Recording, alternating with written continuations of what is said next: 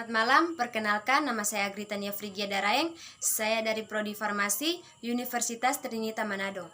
Di video kali ini saya akan menjelaskan sedikit tentang materi farmasetika, yaitu pengertian obat dan sediaan. Pengertian obat dibagi menjadi dua bagian. Yang pertama, pengertian obat secara umum.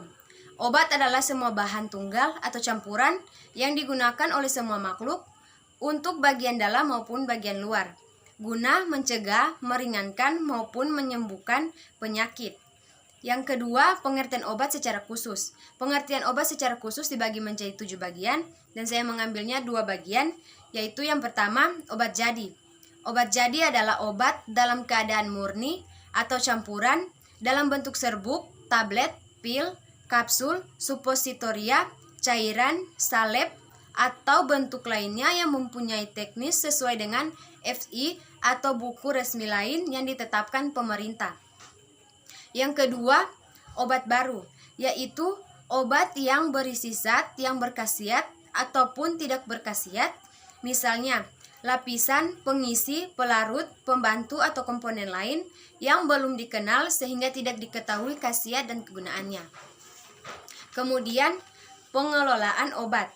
Ada macam-macam pengelolaan obat, yaitu yang pertama menurut kegunaan obat. Terbagi menjadi 3 bagian, yaitu untuk menyembuhkan, untuk mencegah, dan untuk diagnosis.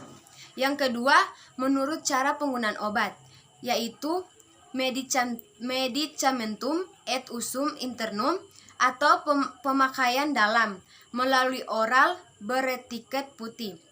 Kemudian medicamentum et usum externum atau pemakaian luar.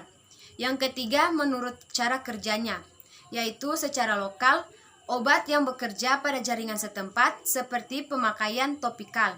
Yang kedua, sistematik, obat yang didistribusikan secara ke seluruh tubuh melalui oral. Keempat, menurut undang-undang. Menurut undang-undang ini dibagi menjadi 5 bagian. Saya ambil 2 bagian, yaitu yang pertama narkotika atau obat bius atau daftar O, opium, merupakan obat yang diperlukan dalam bidang pengobatan dan iptek dan dapat menimbulkan ketergantungan dan ketagihan atau adiksi yang sangat merugikan masyarakat dan individu jika dipergunakan tanpa pembatasan dan pengawasan dokter. Misalnya candu atau opium, morfin, petidin, metadon, kodein, dan lain-lain.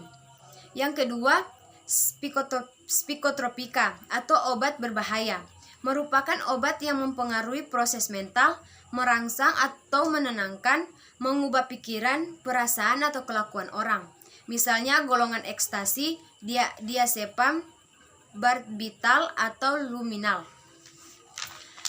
Kemudian, yang kelima, menurut sumber obat. Obat yang kita gunakan dapat bersumber dari yang pertama, tumbuhan atau flora nabati. Misalnya digitalis, kina, minyak jarak. Yang kedua, hewan atau fauna fauna hayati. Misalnya minyak ikan atau minyak ikan Adepts lanae cerah. Yang ketiga, mineral atau pertambangan, misalnya iod kali, garam dapur, parafin, vaselin.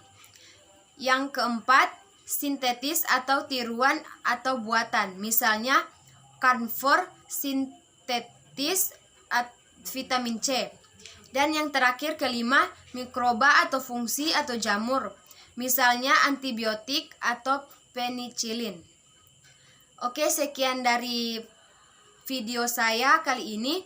Semoga materi yang saya berikan kali ini bisa bermanfaat bagi semua. Terima kasih, selamat malam.